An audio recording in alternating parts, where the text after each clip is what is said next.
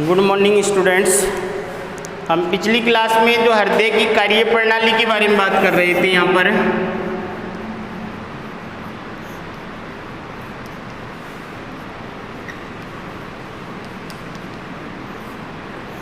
कार्य प्रणाली या हृदय की कार्य विधि जो है उसके, तो इसको अपन ने दो भागों में बांटा था। पहला था हृदय स्पंदन और दूसरा था हृदय चक्र।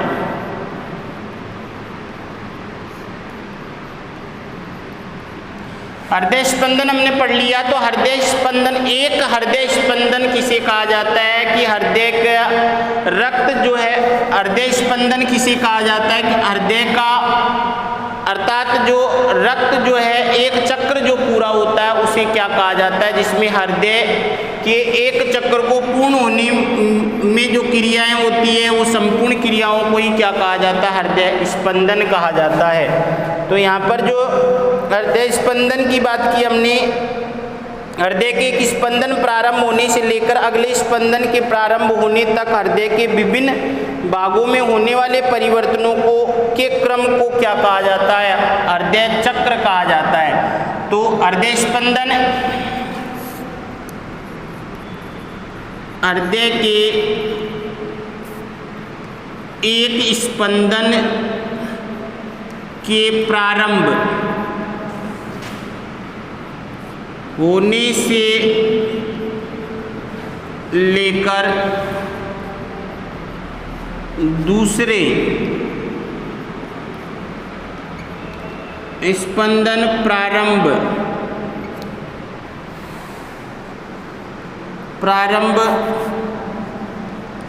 होने तक की प्रक्रिया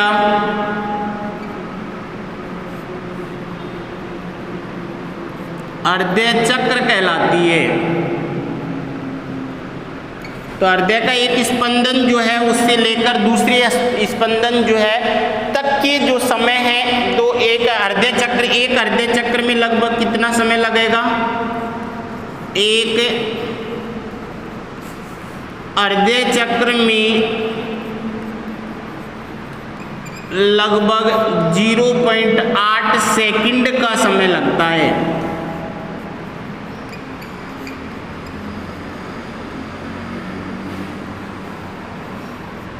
तो एक हृदय चक्र जो है इसमें लगभग 0.8 सेकंड का समय लगेगा। तो इस हृदय चक्र के अंदर अगर अपन बात करते हैं तो एक स्पंदन में हृदय के अंदर जो जो घटनाएं होती हैं, जिसमें आलिंदों का प्रकुंचन भी होगा, निलयों का प्रकुंचन भी होगा, वाल्व द्विबलन और त्रिबलन कपाटों का खुलना भी होगा, हृदय का आलिंदों का भरना और आलिंदों का खाली होना, निलयों का भरना और निलयों का खाली होना, अर्धचंद्राकार कपाटों का खुलना, ये सभी क्रियाएं जो हैं एक चक्र में पूर्ण हो जाती हैं। और उस समय को या जो घटनाएं होती है वो सभी घटनाओं को ही क्या कहा जाता है, हृदय चक्र कहा जाता है। तो एक हृदय स्पंदन से लेकर दूसरे स्पंदन के प्रारंभ होने तक जो बीच में जो जो घटनाएं हुई, जितनी घटनाएं हृदय के अंदर हुई, उन सभी घटनाओं को किसके अंदर शामिल किया जाता है, हृदय चक्र के अंतर्गत शामिल किया जाता है। तो एक हृदय चक्र जो है इसमें क्या क्या होगा, सबसे पहले अगर अपन बात करते हैं तो हृदय जो होता है ज्यादातर जो है विश्रांति अवस्था में रहता है, अनुशीतलन अवस्था में रहेगा।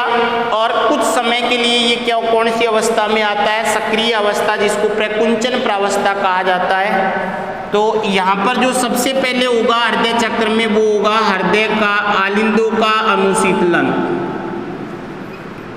आलिंदों का अनुशीतलन। दूसरी अगर अपन बात करेंगे यहाँ पर होगा आलिंदों का प्रकुंचन,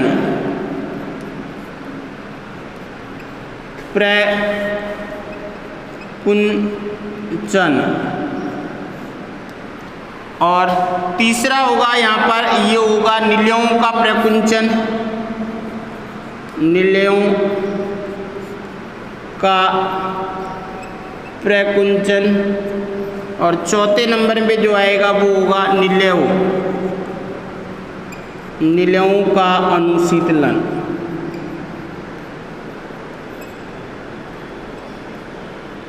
तो ये हृदय चक्र जो है, इस हृदय चक्र में ये 4 चरण होंगे, जिसमें सबसे पहले आलिंदों का प्रकुंचन होगा, उसके बाद में आलिंदों का अनुशीतलन होगा, उसके बाद में आलिंदों का प्रकुंचन होगा, उसके बाद में निलयों का प्रकुंचन होगा, उसके बाद में निलयों का अनुशीतलन होगा।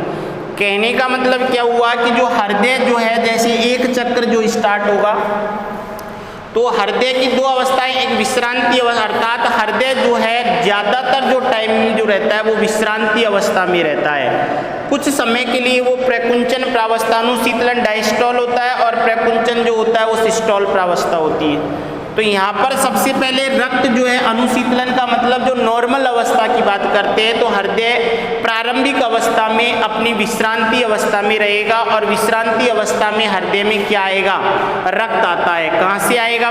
तो सबसे पहले रक्त कहाँ आएगा? अगर अपन बात करते हैं यहाँ पर